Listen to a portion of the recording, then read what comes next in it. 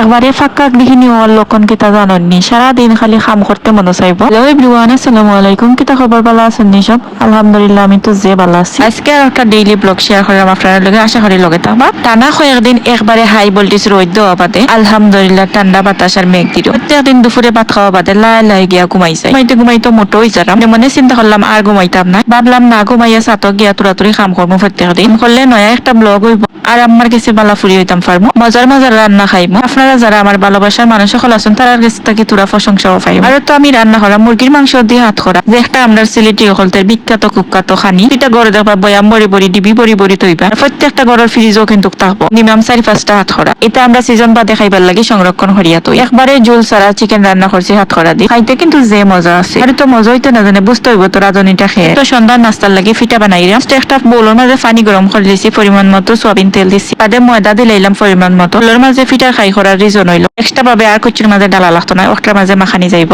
বাক্কা বছর ধরে আম্মা ইটার মাঝে ওলা খাই বানাই, রুটি বানাইলেও ওলা বানায় আনি আম্মা, মানে এই বোলটা রাখা হয়েছে রুটির খাই করার দায়। আর ওলা বানাইলে তো একবারে সফট আর পারফেক্ট হয়। ঠান্ডা হয়ে যাওয়া বাদে বোলের মাঝে আমি মাখাইছি, দেখানি একবারে সফট আর পারফেক্ট একটা ডো হয়েছে। রুটি বানাও, নারকেলের ফিটা বানাও, যে কোনো ফিটা বানাও কিন্তু সুন্দর হইব। আর এই বাইরে আমি আর একটা প্যানের মাঝে নারকেল বিরান খুলি দিলাম, মতো চিনি দারচিনি এলাইচটা যতটা লাগবো আর কি সকলটা দিলাইছি। কত সময় পানি টানি বাদে রেডি হয়ে গেছে আমার নারকেল। আজকের ফিটাটা কিন্তু ও নারকেল দিয়ে বানাইবো। আর তো বোলের মাঝে রুটির ডো বানাইছিলাম, জানি ওটা দিয়ে আম্মা রুটি বলিয়া দিলা, কয়েকটা ফপ বানাইছি, বাদ বাকি রুটি দিয়ে আমি একটা ফুল বানাইলাম। ও ফুলের ফিটাটা সিঙ্গেল একটা রিলস আপলোড করছিলাম, সবাই যে প্রশংসা করছেন কইছেন সুন্দর হয়েছে। আমরা ছোট থাকতে আগে আগে দেখতাম আম্মা ও ফিটাটা বেশি বানাইতা, আমার কাছে ও ফিটাটা দেখতেও সুন্দর লাগে, খাইতেও মজা লাগে। ফপ সবসময় বানানি হয় একদম ইজি, আর ওলা ফুল দিয়ে বানাইলে কিন্তু একবারে ইজি লাগে না, দেখতেও সুন্দর লাগে প্লেটের মাঝে সাজাইলে। আগর মানুষ সবচাইতে ভালো আছিল, তারা আতর বানাইল ফিটা, আতর বানাইলে সকলতাম নাস্তা দিতাম এমান্ডে। আর এখন তো আমরা রেডিমেড কিনে আনিলাই, আনিয়া দিলাই। আতর বানাইলে ফিটা বা যে কোনো কিছু মজা কিন্তু আলাদা। তো তুমি বাজার থেকে কিনে আনো না কেন, এই মজা পাইতাই না।